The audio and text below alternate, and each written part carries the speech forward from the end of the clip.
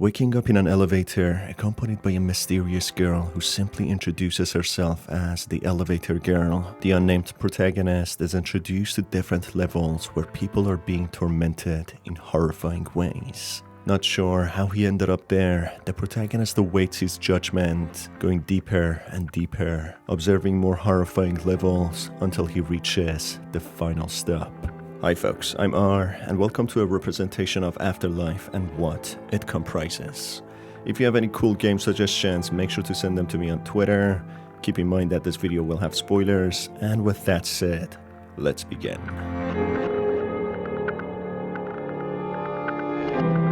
The protagonist finding himself in an elevator, not knowing how he ended up there. He sees an elevator girl taking him to the right level, informing him that many who ride the elevator sustain severe injuries. And for the safety precautions, the protagonist should keep his hands to himself and not touch the walls or move around even. The risks of any injury drop massively if the rider stays still and doesn't move.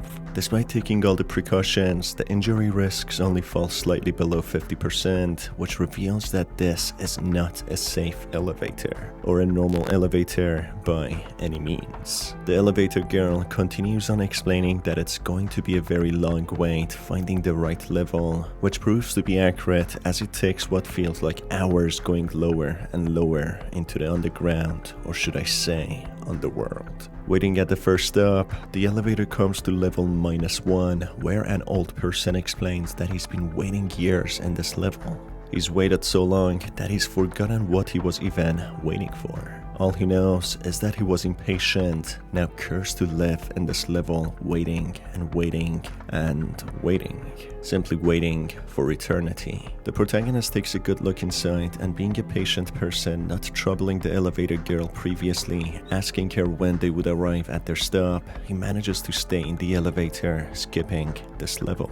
On the way to the next stop, the elevator girl tells him a story, a familiar story about the hare and the tortoise. She asks the protagonist what she'd rather be or thinks that he is. It's a trick question, as many might want to side more towards the tortoise, as the hare was seen as the lazy one whose arrogance and laziness costed him a loss. The elevator girl then expresses her own uncommon but sensible interpretation on the story, saying that the hare is unarguably an underachiever who could easily win the race, but the tortoise on the other hand is no better, as it had to rely on the hare's incompetence to win. Otherwise, the tortoise would be surely a loser as well. The tortoise didn't put any additional or actual effort into winning, it just got lucky, and in actuality, they were both lazy. Stopping at level -13, the elevator girl informs the protagonist that this is their factory, a place where everything in the company is made, such as firearms, medicine, vehicles, tools, and pretty much everything else. She continues that the robots do all the work in perfection, with everything being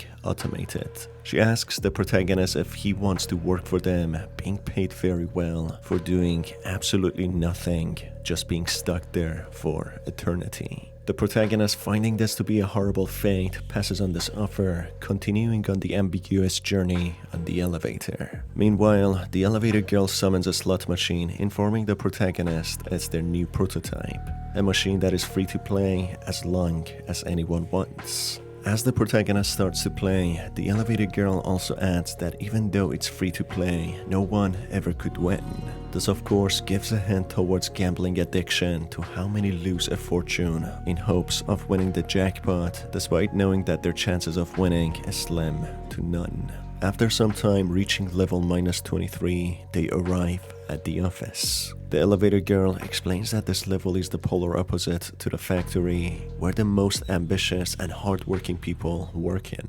The pay starts at $100,000 per hour, and it raises more and more by more experience and expertise. In there, they observe a woman working as a senior who has many apprentices, who gets more bonuses through them. She works 24/7, never wanting to take a break, hoping that one day she can be the richest of everyone there, buying the company. This level terrifies the protagonist, who notices what overgreediness gets to, with people working mindlessly for eternity, forgetting to even enjoy themselves. Back in the elevator, continuing on the descent, they stop at level -69, but for monetization issues, they of course pass to keep it family friendly, despite going deep into the bowels of hell.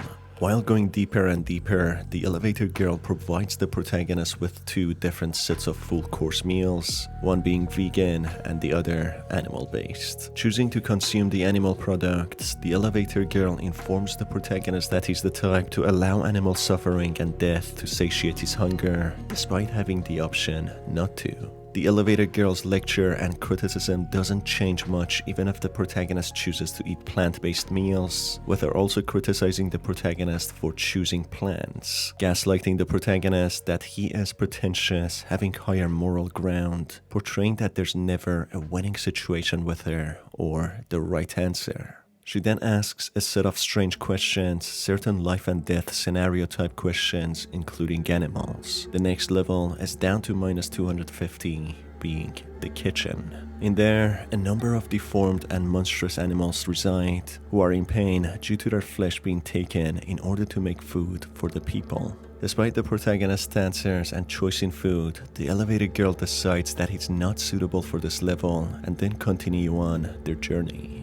Arriving at level -445, the elevator girl introduces this place as the prison, an unpleasant place where barely any light is present. This place is reserved for people with interpersonal relationship issues who fail at basic human interactions. Just as the elevator girl tries to expand, a deformed demonic entity pokes in, telling the protagonist whatever the elevator girl is telling him is a lie. She likes to play with the people brought to this company, who are referred to as employees. This entity mentions that he used to be a human before he got deformed and doomed to be in this place. He incites the protagonist to trade places with him so that he can seek revenge for what happened to him and for the protagonist to get away from her. Having a choice, the protagonist decides to stay in the elevator and see what are the choices he has, starting to miss the previous levels, thinking that the office or even the waiting room wouldn't be too bad. Just as the door shuts, the elevator girl transforms into her real form, being a demon. She explains that the protagonist is dead and that they are going deeper and deeper into the layers of hell, trying to find the right level for him.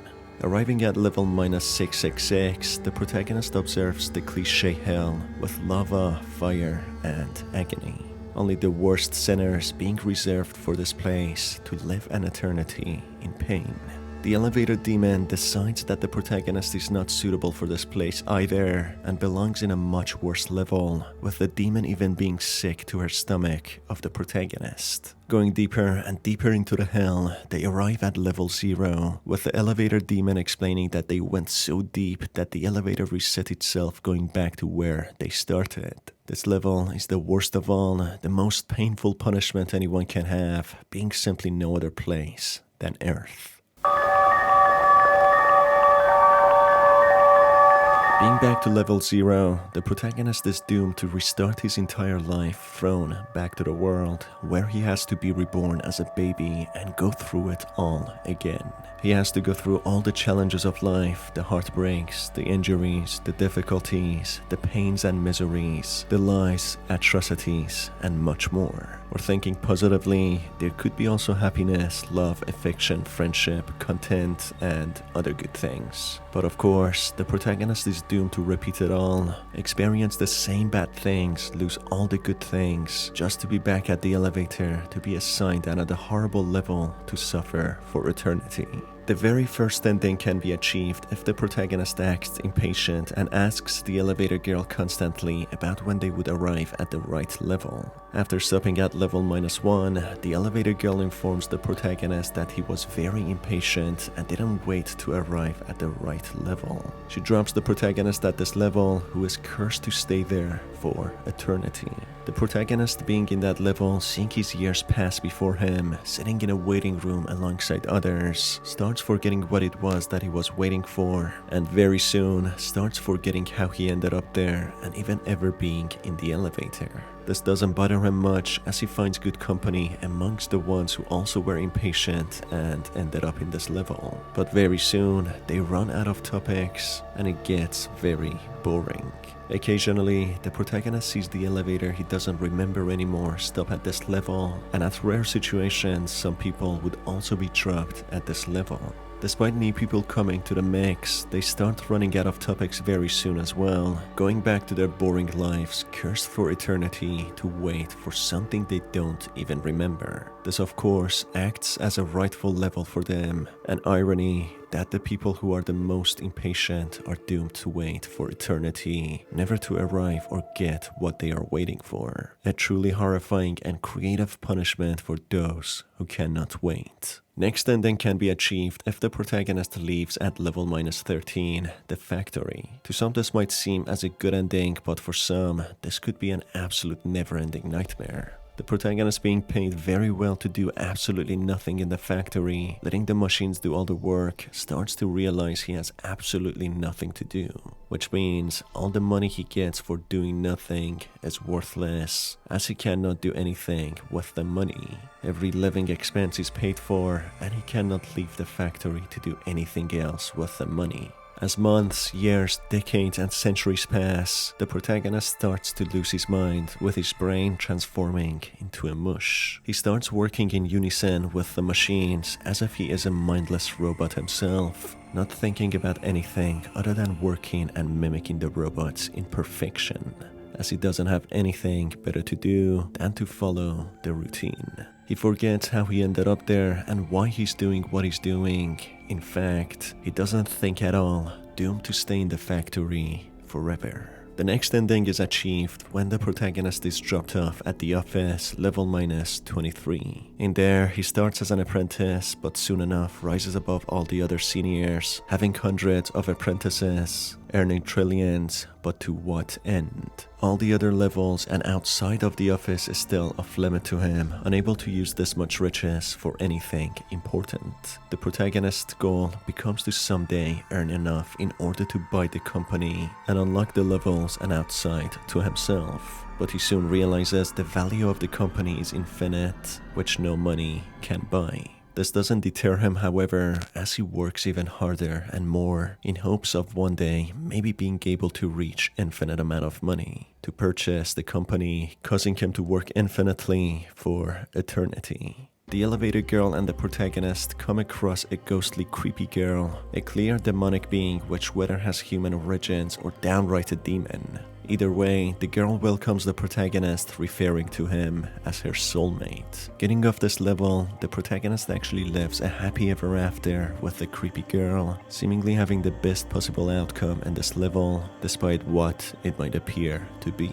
Achieving the kitchen ending, the monstrous animals within the kitchen level lunge at the protagonist, wanting to eat him, when they bump into each other and start taking bites of one another. Being half-eaten themselves, the protagonist starts suffering a similar grim fate, being taken bites of from these monsters, until he gets fully consumed with no bones even remaining.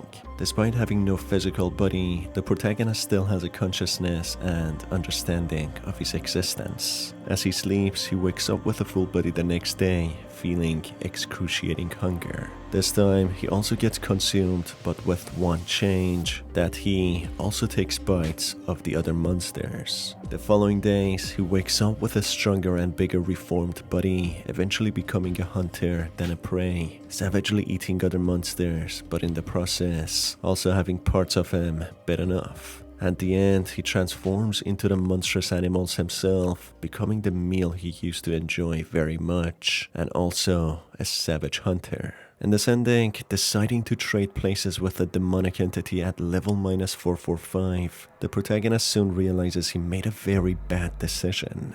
All the other monstrous entities start to surround him and steal parts of his body, hands, feet, nose, eyes, and a lot more. Soon, the protagonist stops feeling, sensing, or even having an understanding of his existence, not able to think or even knowing how he ended up there. He just wishes, before losing his last sense, that maybe one day he could trade places with someone in an elevator. In this ending, the protagonist becomes a VIP member of the Hell Inc., being reserved to suffer the eternal damnation in level -666. In there, the protagonist burns and feels suffocated due to the toxic air and gases, just for him to be revived and regrow flesh to go through it all once more. But what hurt him even more is remembering his past life and the opportunities that he missed, contemplating if he ever had real friends and if his family truly loved him. As he burns, he wishes he could have another go,